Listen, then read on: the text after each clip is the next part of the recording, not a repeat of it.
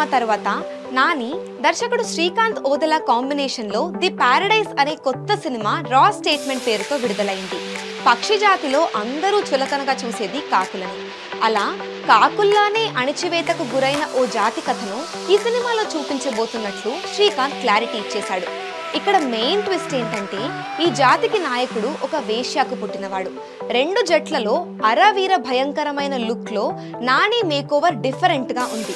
ఇప్పటి వరకు టాలీవుడ్ చరిత్రలోనే ఇలాంటి announcement video never before ever after అనడంలో సెకండ్ థాట్ లేదు. ది పారడైజ్ మూవీ 8 భాషల్లో విడుదల కానుంది.